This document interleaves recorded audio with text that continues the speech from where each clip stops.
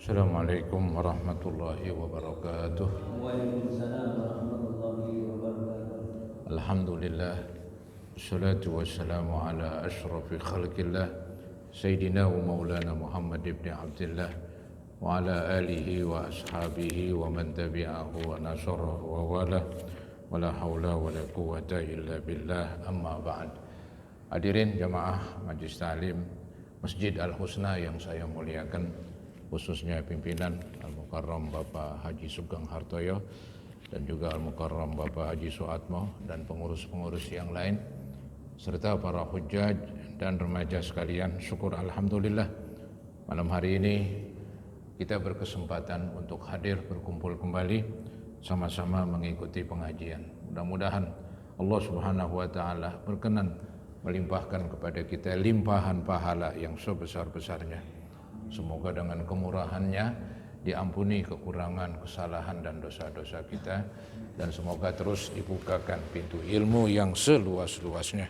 Amin ya rabbal alamin.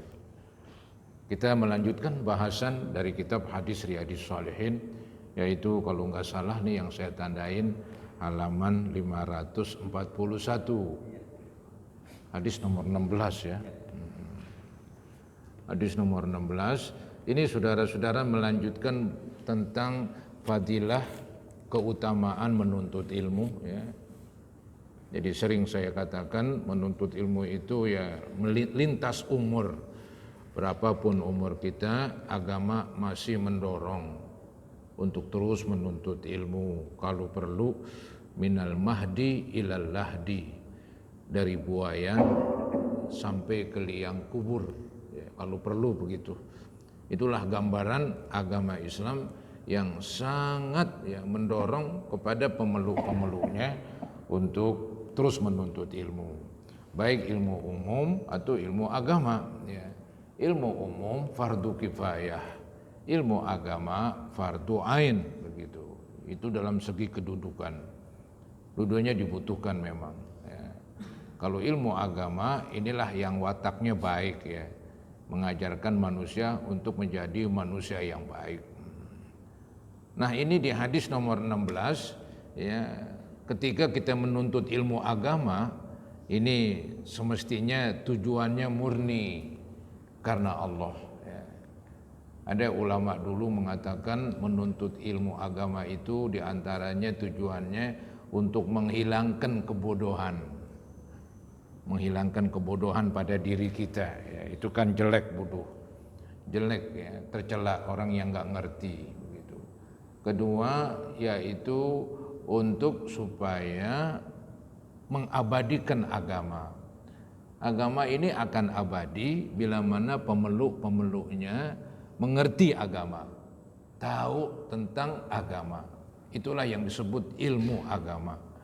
Dia menguasai ilmu agama, maka agama akan tetap ada ya. Ada ungkapan fa inna baqa'al Islam bil ilmi, maka sesungguhnya abadinya agama Islam dengan ilmu ya. Kemudian ilmu juga tujuannya supaya ibadah kita jadi makin bermutu. Walhasil jangan ada ini orang nuntut ilmu tujuannya untuk pamer supaya namanya terkenal begitu. Nah, ini yang jelek. Nanti dia ketika mencari ilmu sia-sia, nggak ada pahalanya. Ini dia nih. Wa anhu qala Rasulullah sallallahu alaihi wasallam, man ta'allama ilman mimma yubtagha bihi wajhullahi azza wa jal, la yata'allamuhu illa liyusiba bihi gharadan minad dunya, lam yajid arfal jannati yaumal qiyamah, yakni rihaha. Rawahu Abu Daud bi isnadin sahih. Artinya Abu Hurairah radhiyallahu an berkata, Rasulullah sallallahu alaihi wasallam bersabda, barang siapa belajar ilmu karena Allah ya. Barang siapa belajar ilmu karena Allah namun ia tidak mempelajarinya melainkan hanya untuk mendapatkan bagian dari dunia. Di sini saudara-saudara diterangkan barang siapa belajar ilmu karena Allah. Maksudnya ada ilmu-ilmu yang sifatnya tuh ya semua orang semestinya tahu, semua orang semestinya mengerti. Maka kita ini yang menuntutnya jangan sampai ada tujuan jelek. Ya bolehlah disingkat ilmu agama begitu ya. Ilmu agama tuh ketika kita menuntut, ketika kita belajar, ketika kita mencari ilmu agama, jangan sampai ada niat-niat yang buruk. Ya, apa tuh niat yang buruk? Nah ini nih yang diterangkan. Namun ia tidak mempelajarinya, melainkan hanya untuk mendapatkan bagian dari dunia. Ini yang berat. Jadi kita ini belajar ilmu agama tujuannya bukan dunia, nggak boleh. Ya. Tujuannya ya karena Allah menghilangkan kebodohan, supaya agama Islam tetap abadi dengan ilmu ini. Jadi nggak boleh itu saya nih belajar ilmu agama nanti supaya ya punya pangkat di masyarakat. Nah itu yang jelek itu. Karena yang dicari nih ilmu agama yang punya watak ngajakin baik begitu. Kalau ini kan udah melenceng dari tujuan. Kalau nanti setelah menuntut ilmu agama jadi orang hebat, dihormatin, diberikan kedudukan, nggak ada masalah. Nggak ada masalah itu. Yang jelek ketika mencari ilmu agama, di hatinya ada niat-niat yang nggak bagus. Ya, ingin supaya namanya terkenal. Ya, ingin supaya disebut ini, disebut itu. Ya, ingin supaya mendapatkan kekayaan. Nggak boleh itu. Adapun nanti setelah dijadi orang alim, jadi orang hebat, kemudian dunia datang kepada dia, itu agama nggak pernah melarang. Yang penting jangan ada tujuan ketika menuntut ilmu, itu aja. Ya. Maka sini dikatakan, ya ia tidak mempelajarinya, melainkan hanya untuk mendapatkan bagian dari dunia. Ya, pamer bagian dari dunia. Ingin mendapatkan pangkat, bagian dari dunia. Ingin mendapatkan harta, bagian daripada dunia. Maka ia tidak akan mendapatkan aroma atau bau sorga di hari kiamat kelak. Ini yang paling berat ini hadis. Ya. Mungkin kalau ilmu umum ya emang sifatnya umum dia. Ya. Jadi enggak membahas tentang agama begitu. Kita boleh nggak tahu tentang kedokteran, kita boleh nggak tahu tentang perikanan, perindustrian, tapi kita nggak boleh nggak tahu tentang ilmu-ilmu ibadah, ilmu-ilmu berwudu, ilmu-ilmu sholat, ilmu-ilmu puasa, zakat, haji, ilmu-ilmu tentang mana yang halal, mana yang haram, begitu. Kita nggak boleh nggak tahu itu. Kalau ilmu umum bolehlah kita nggak tahu misalnya. Tapi ilmu agama nggak bisa, gitu. Mesti tahu. Ya. Jadi itu orang belajar ilmu agama memang tujuannya untuk menyebarkan nih agama, untuk memperkuat agama. Ya. Tapi kalau ada tujuannya jelek, ini dia bau sorga aja nggak dapat. Ini kan berat sekali. Ini yang paling berat ini nampaknya nih. Jadi seseorang belajar ilmu agama itu istilah orang dulu pasang nawa itu. Pasang niat, ya. Jangan sampai melenceng. Ya. Ntar setelah dia menuntut ilmu jadi orang alim, orang hormati, orang berikan ini, berikan itu, dia boleh menerimanya, nggak apa-apa itu. Ya. Itu nggak apa-apa. Tapi waktu dia menuntut ilmu, jangan sekali-kali ada. Begitu. Ya. Hadis riwayat Abu Daud dengan sanad sahih. Pelajaran-pelajaran hadis 1. Kewajiban untuk ikhlas di dalam mencari ilmu. Jadi ketika mencari ilmu, mungkin ini hikmahnya ketika kita nyari ilmu nggak ada beban. Nggak ada beban ingin jadi ini, jadi itu. Kita nuntut ilmu seperti air mengalir aja udah. Ilmu agama dicari. Nggak ada beban, nanti saya setelah mengerti ini, setelah jadi orang alim, saya harus jadi apa ya misalnya. Enggak, ya. Itu lihat nanti keadaan bagaimana. Allah lah yang mengatur. Yang penting dia sekarang fokus nuntut ilmu karena Allah. Begitu. Jadi kewajiban untuk ikhlas dalam mencari ilmu. Dan dengan niat hanya untuk mencari ridho Allah. Ya, ini ilmu agama begitu. Kalau ilmu umum terserah, dia jadi belajari ilmu kedokteran, sekolah di kedokteran, ingin menjadi dokter, nanti menjadi dokter dia mengobati orang dengan tarif sekian, itu sih hak dia lah. Dia ingin mencari dunia, enggak apa-apa. Tapi ilmu agama enggak boleh. Ya. Mungkin hikmahnya ini karena ilmu agama mesti diketahui oleh semua orang. Yang kaya, yang miskin mesti tahu. Ya. Kalau dia pasang tarif misalnya, artinya di niat itu, bukan pasang tarif ya. Dia niat ketika nuntut ilmu ingin ya menjadi orang yang kaya raya begitu. Nanti yang menuntut ilmu dengan dia wajib sekian. Ntar kalau yang miskin bagaimana? Nggak bisa menuntut ilmu agama. Nah, jadi pincang ini agama ini. Mungkin itu hikmahnya kali. Jangan ada nawa itu untuk tujuan dunia menuntut ilmu. Ya. Hanya mencari keredoan Allah. Nanti dunia itu datang sendiri. Ya, nanti dunia datang sendiri ya. Nomor 2, barang siapa yang mencari ilmu karena Allah, kemudian ia mendapatkan keuntungan duniawi, maka diperbolehkan untuk mengambilnya dan tidak berdosa. Tuh.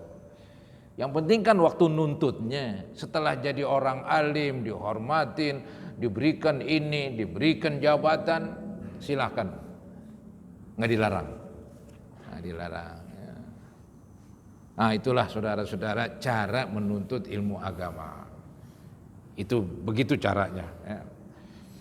Kemudian di hadis selanjutnya juga tentang keutamaan menuntut ilmu. Wa an Abdullah bin Amr bin As radhiyallahu anhuma qala sami'tu Rasulullah sallallahu alaihi wasallam yaqul inna Allaha la yaqbidul ilma intiza'an yantazi'uhu minan nas walakin yaqbidul ilma biqabdil ulama hatta idza lam yubqi aliman ittakhazan nasu ru'usan juhala fasu'ilu fa'aftau bighairi ilmin fadallu wa adallu. Muttafaqun alaih. Artinya Abdullah ibnu Amr Abdullah ibnu Amr ibnul As radhiyallahu anhuma berkata, aku mendengar Rasulullah SAW bersabda, sesungguhnya Allah tidak akan mencabut ilmu dari manusia secara langsung.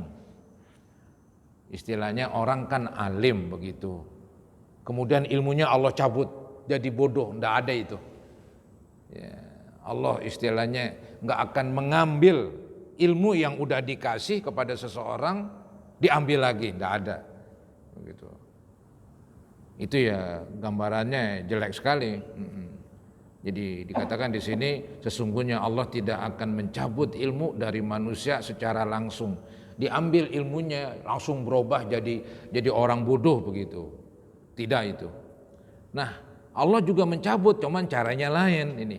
Akan tetapi dia akan mencabut ilmu dengan mematikan ulama. Ya, jadi ilmu akan tercabut, ilmu akan hilang sedikit-sedikit ketika orang yang memiliki ilmu meninggal dunia. Ntar akhirnya yang ada di muka bumi, maaf, orang yang bodoh-bodoh saja, yang gak ngerti ilmu agama. Ketika ditanya tentang agama, dia menjawab sembarangan. Karena dia nggak ada ilmu agamanya. Akhirnya dia sesat, yang bertanya pun kepada dia sesat juga. Ini yang disebut sesat menyesatkan. Nah itu yang dikhawatirkan katanya.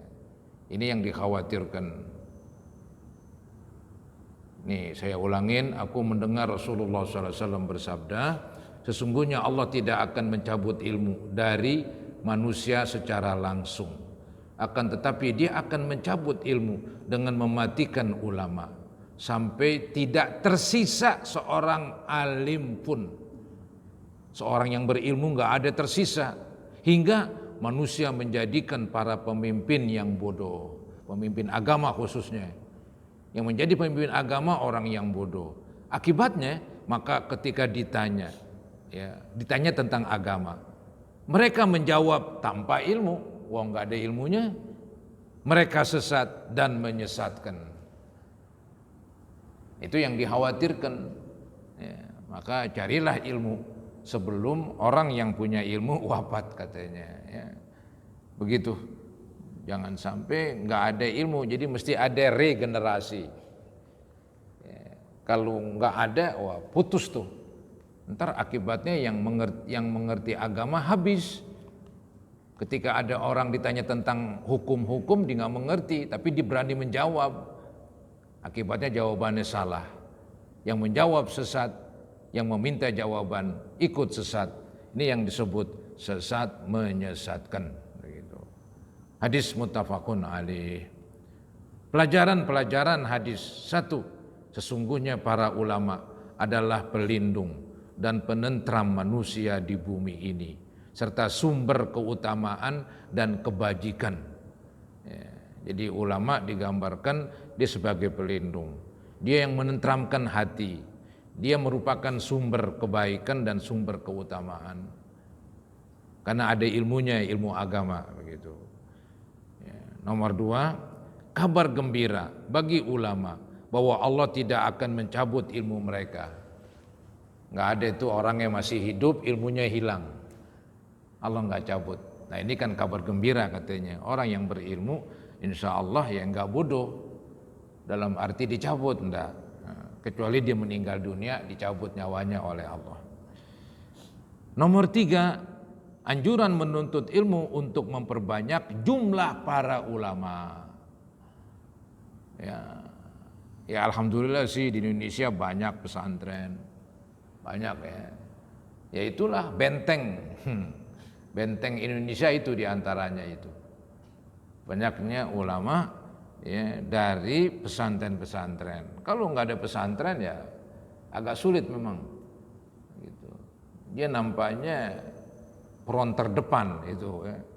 Peron terdepan di dalam membela agama. Ya, dia yang mengerti agama dengan sebab memang mereka menggeluti mempelajari agama. Jadi anjuran menuntut ilmu untuk memperbanyak jumlah para ulama agar masyarakat semakin mudah belajar agama. Zaman sekarang kan orang nggak senang belajar agama, inilah yang jadi masalah. Ya memang ya kata orang belajar agama masa depan suram. Ini nih yang repot ini memang. Itu tantangannya itu. Ya. Kalau dia belajar ilmu umum, dia bisa langsung menikmati. Selesai belajar, dia bisa bekerja dengan ilmu yang didapat. Ya. Kalau agama ini berat. Ya. Jadi orang yang mengerti agama emang semestinya mandiri dalam ekonomi. Harus punya sumber. Kalau tidak, aduh, berat itu, godaannya berat lagi. Ya. Jadi ini tantangan ini. Tantangan ya, tantangan bagi orang yang berilmu. Harus dia tidak boleh mengandel, bersandar dengan masyarakat dalam masalah ekonomi. Mestinya mandiri begitu. Supaya nanti mampu memberikan pelajaran dia nggak terpengaruh lah begitu. Ya. Nomor 4, barang siapa yang mengklaim sebagai ulama lalu berfatwa tanpa didasari ilmu, maka hal itu sama saja ia merugikan dirinya karena tidak melakukan kebohongan. Ini ada kesalahan ini. Bukan karena tidak ini, karena telah melakukan kebohongan atas nama Allah. Ya. Saya ulangi ini ya, barang siapa yang mengklaim sebagai ulama, menganggap dirinya ulama, lalu berfatwa, menyampaikan penjelasan hukum tanpa didasari ilmu, maka hal itu sama aja ia merugikan dirinya karena telah melakukan kebohongan atas nama Allah. Dia mengatakan hukumnya begini, hukumnya demikian. Padahal Allah nggak mengatakan demikian. Dia menyebarkan kebohongan, ya, kebohongan atas nama Allah, ya. Dan juga merugikan orang lain. Orang lain jadi sesat begitu, karena telah membodohi mereka. Jadi ini yang disebut sesat menyesatkan. Nomor 5, kaum muslimin dilarang meminta fatwa kepada orang-orang bodoh Memang ini sulit. Biasanya kan begini ya. Yang tahu ulama adalah ulama, begitu. Yang tahu ilmu adalah orang yang berilmu. Mungkin saya contohkan dengan contoh yang lain, misalnya yang tahu enaknya rokok orang yang tukang merokok, yang nggak pernah ngerokok jangan ditanya lah, dibilang rokok batuk nggak enak begitulah. Jadi yang tahu dia berilmu adalah orang yang berilmu juga di sini. Ya. Cuman kadang-kadang kan penilaian masyarakat lain, nggak begitu. Ya. Masyarakat kadang-kadang menilai karena dia pandai berbicara, dibilang ulama, padahal kan belum tentu. Ya, ulama itu kan yang punya ilmu gitu ya, yang dipelajarin gitu. Bukan pandai pidato, bukan, nggak mesti lah. Ya. Jadi mengerti agama begitu. Dia menerangkan bisa gitu, sesuai. Jadi kadang-kadang ya zaman sekarang sulit membedakan, dan orang awam kadang-kadang nggak bisa bedain mana ulama, mana bukan. Ntar semuanya disebut ulama. Ya. Baik, nomor 5, kaum muslimin dilarang meminta fatwa kepada orang-orang bodoh, dan para ulama dilarang berfatwa tanpa didasari ilmu. Ada hadis yang mengatakan yang berani berfatwa berarti berani masuk neraka begitu. Yang paling berani berfatwa berarti paling berani masuk neraka. Itu ancaman supaya manusia hati-hati menjelaskan tentang hukum agama. Ya, takut nanti salah. Ketika salah dipakai, jadi akhirnya yang memberi fatwa salah, yang nerima fatwa tersebut juga salah. Ini sesat dan menyesatkan. Nomor 6, minimnya pengetahuan agama adalah tanda-tanda semakin dekatnya hari kiamat. Ya itulah, nanti agama Islam tinggal namanya doang. Orang yang beragama nggak ngerti agama, maka mungkin membolehkan apa saja. Ini boleh, itu boleh, padahal dilarang. Tapi karena kebodohan mau dibilang apa? Ya kita bisa lihat sekarang ini kan, jadi orang cenderung itu sama ilmu agama nggak cocok begitu nampaknya ya, nggak semangat mereka, nggak di mana itu, ya, nggak di mana, kecenderungan masyarakat begitu.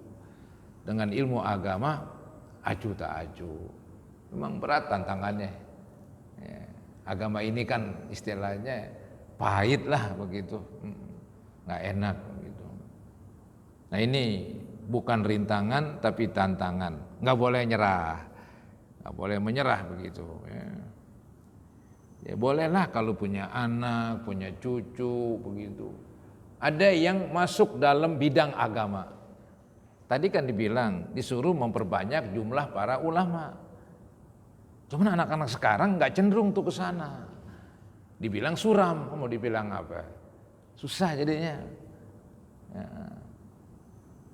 Tapi alhamdulillah sih masih ada juga yang ke pesantren, ya, yang sabar, ulet, belajar agama, gitu, bertahun-tahun. Ya masih ada lah, walaupun dari kota-kota ya agak sulit memang. Gitu. Orang-orang desa banyak yang sekolah di pesantren. Gitu, ya.